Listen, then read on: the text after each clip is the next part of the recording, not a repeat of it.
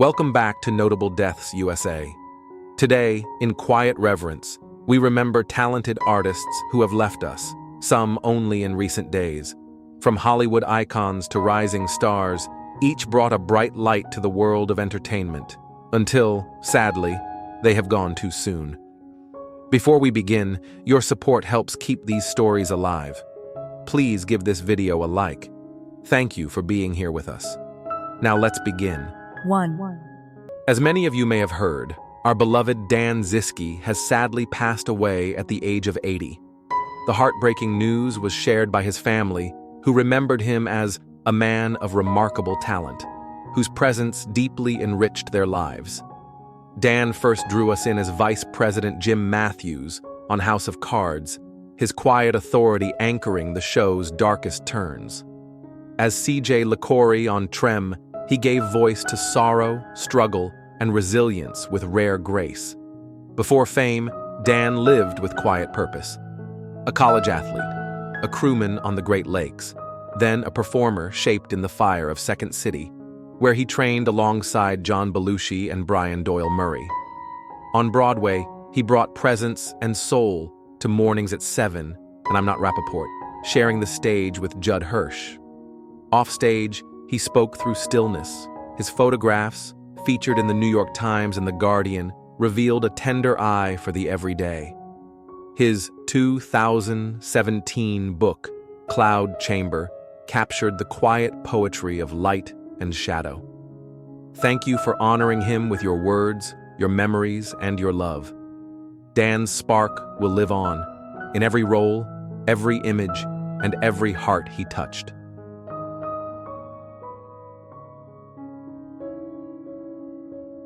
2. As many of you may have heard, the unforgettable Lorna Raver has passed away at the age of 81. Her passing, which occurred on May 12th, was quietly acknowledged in the summer 2025 In Memoriam edition of SAG-AFTRA's magazine. Lorna left an indelible mark with her chilling performance as Sylvia Ganush in Sam Raimi's Drag Me to Hell. With a single button and a whispered curse, she etched herself into horror film history, though she once admitted she hadn't even heard of the Evil Dead series when she took the role. What drew her in was not the genre, but the character's raw power. A lifelong actor, Lorna built her career from the stages of Philadelphia to New York, Chicago, and Los Angeles. On television, she brought quiet authority to The Young and the Restless, Boston Legal, Ally McBeal, and dozens more. She was also a celebrated voice in the audiobook world, earning multiple Earphones Awards for her deeply felt performances. Thank you for honoring her. Lorna Raver's voice, on screen, on stage, and in sound, continues to echo in the hearts of all who listened.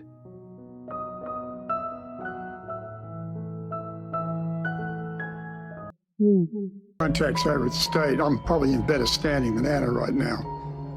Let me make a few calls. As many of you may have heard, the beloved Tristan Rogers has sadly passed away at the age of 79. His longtime manager confirmed that he died on August 15th after a quiet battle with lung cancer. Though he had never been a smoker, the illness took hold just months after his final return to General Hospital. A tender farewell filmed in France, where his character met his newborn granddaughter. Tristan first appeared on the show in 1980 for what was meant to be a 2-day role. But his mysterious presence quickly grew into Robert Scorpio, the charming Australian spy who became a cornerstone of Port Charles. Across 4 decades, his storylines, with Holly, Anna, and their daughter Robyn, captivated generations of daytime television fans. Born in Melbourne, Tristan once played drums in a rock band before turning to acting, overcoming early rejection in Hollywood due to his accent.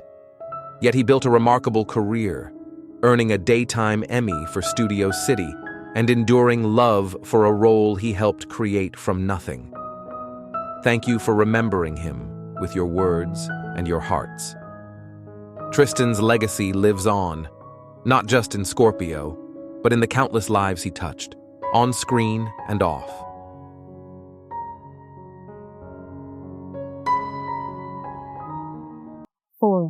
Hi, I'm Dr. Danielle Spencer Fields, and you've got compassionate animal care. As many of you may have heard, the radiant and resilient Danielle Spencer has sadly passed away at the age of 60, following a long and courageous battle with cancer. Her passing was announced on August 11th by her former What's Happening co-star Haywood Nelson, who lovingly called her our brilliant, positive, pragmatic warrior. Danielle first stole our hearts in 1976 as Dee Thomas, the sharp-witted little sister whose one-liners became iconic on What's Happening. She reprised the role in What's Happening Now, and decades later became the first child star honored by the Smithsonian's National Museum of African American History and Culture, a legacy sealed in history. At age 11, she survived a tragic car accident that claimed her stepfather's life and left her in a coma. In adulthood, she faced spinal stenosis, breast cancer, and underwent emergency brain surgery. Yet through it all, she rose. Danielle became a veterinarian, dedicating her life to healing animals and serving others. Thank you for remembering her. Danielle's spark lives on, in every laugh she inspired, every life she touched, and every young girl who saw herself in Dee.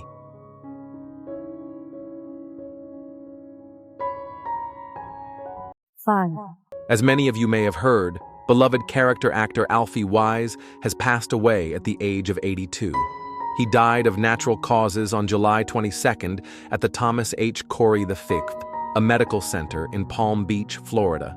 His passing was confirmed by the Altoona Mirror, and later honored by friends and colleagues alike.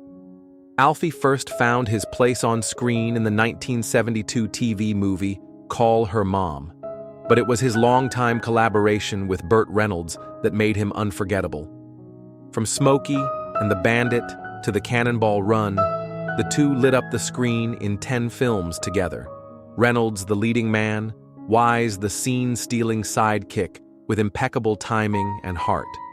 Their bond, both on and off camera, endured for nearly 2 decades. After stepping away from acting in 2000, Alfie built a second career as a real estate agent in Florida, where he was cherished for his humor and warmth. A Navy veteran, a devoted friend, and a gentle soul, he brought joy wherever he went. Thank you for remembering him. Alfie's laughter, loyalty, and quiet charisma will live on in every smile he left behind.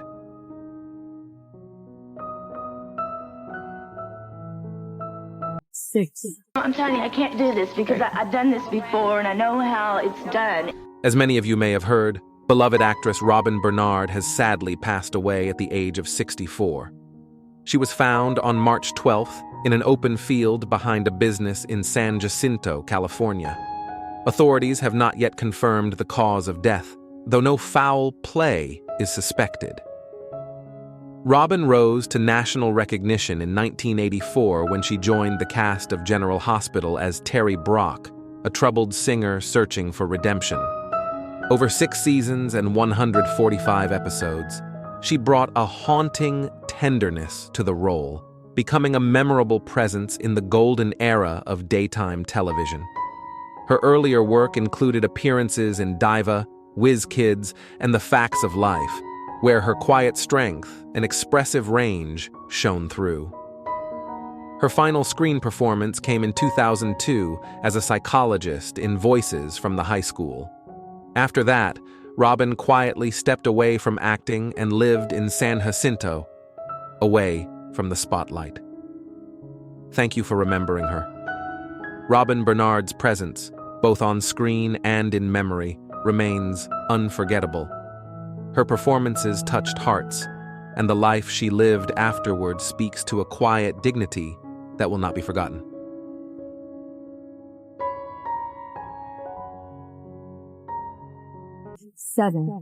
I ran away from my life, but in my... As many of you may have heard, beloved actress Marla has passed away at the age of 85.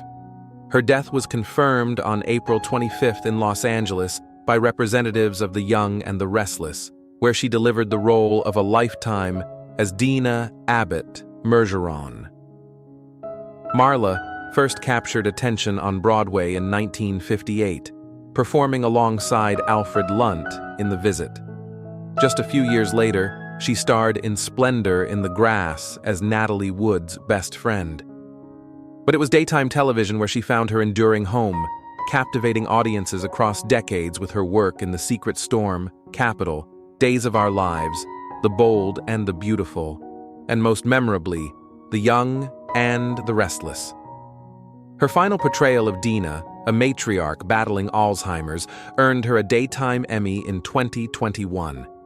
She once said, "This has been the most astonishing, amazing part I've had the privilege to play." Thank you for remembering her. Marla's spirit, both fierce and tender, lives on in every performance and every heart she touched. She may be gone from the screen, but never from our memory.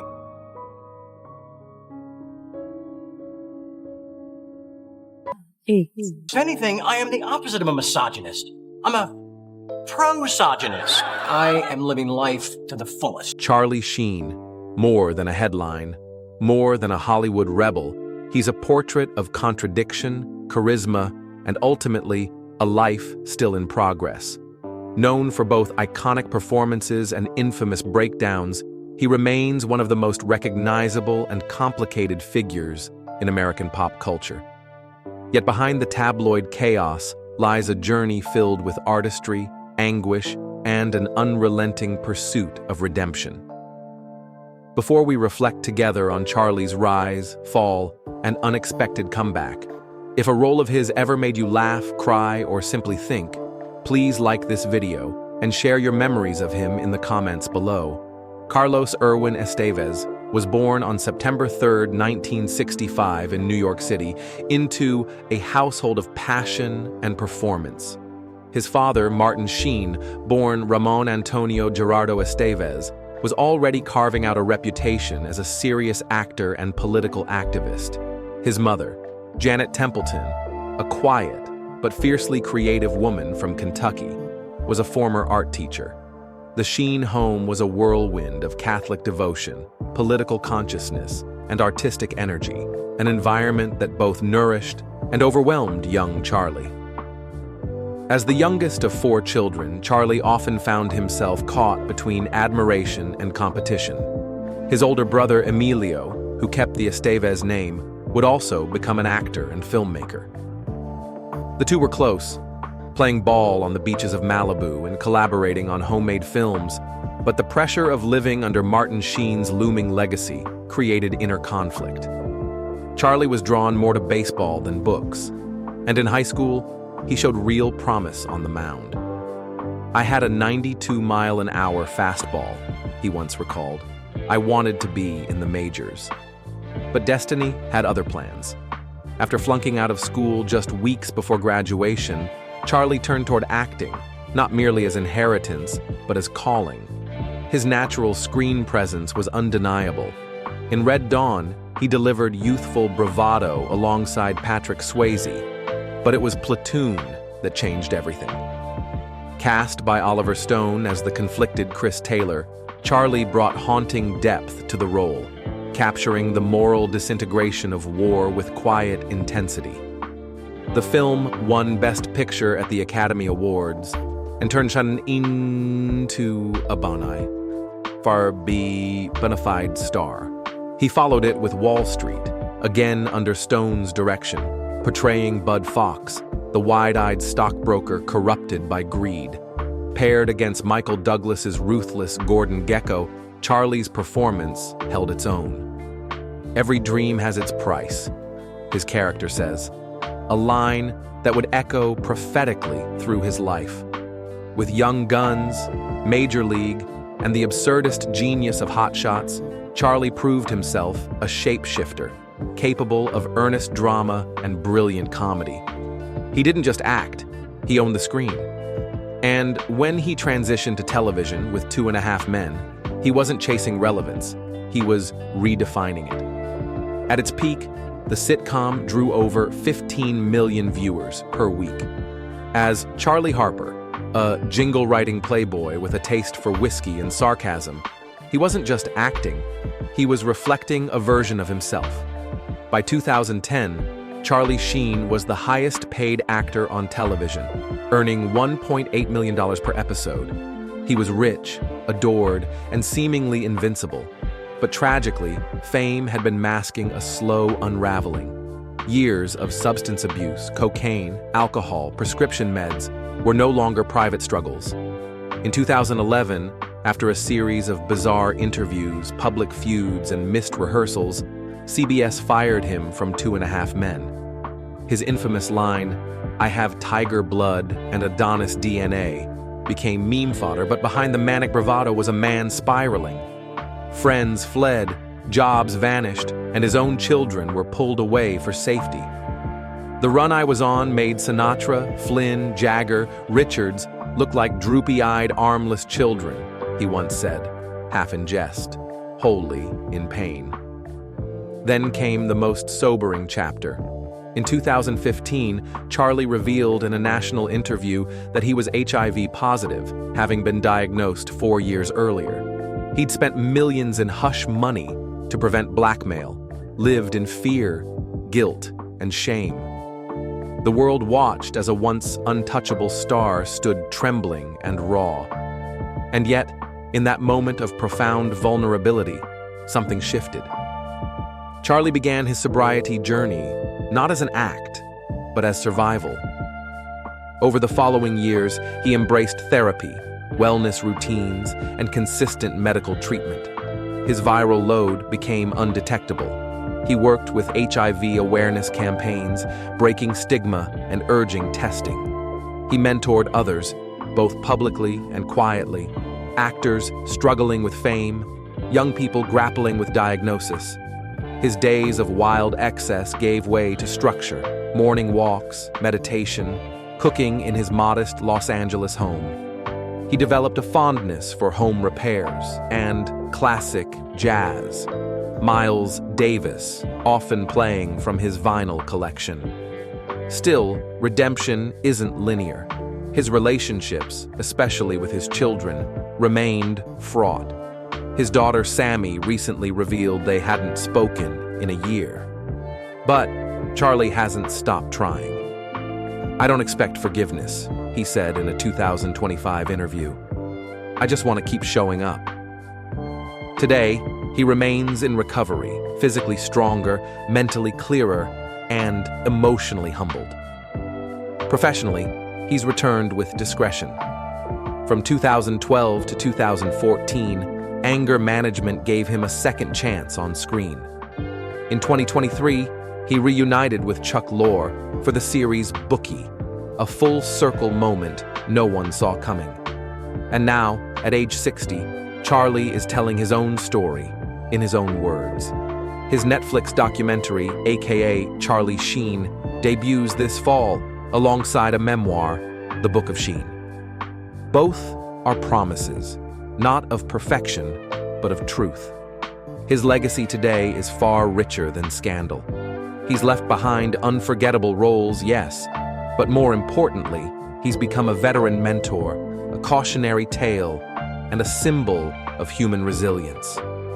He's lived the full arc, triumph, collapse, and fragile renewal. His cultural impact lives not just in catchphrases and reruns, but in every person who's faced darkness and dared to return from it. Charlie now lives quietly in Sherman Oaks, not far from where his journey began. He gardens, he FaceTimes his kids, he talks openly about living with HIV. His finances are modest compared to the past, but he no longer measures wealth in dollars. "I used to think winning meant having it all," he says. "Now I think it means being present, being real." And perhaps that's the heart of his story, not a fall from grace, but a slow, stumbling walk toward it. In the final frames of his documentary, we see Charlie alone in a sunlit backyard, humming a melody from Major League, a baseball glove resting on his lap, Miles Davis playing faintly in the background. He looks tired, yes, but also peaceful. He once said, "You can't process your pain if you're always performing." Today, he's no longer performing. He's just living. That, in itself, is a comeback. If this story moved you or brought back memories of a Charlie Sheen performance that made you laugh or think, please like, share, and subscribe. Let's honor not just the actor, but the man who's still writing his final act.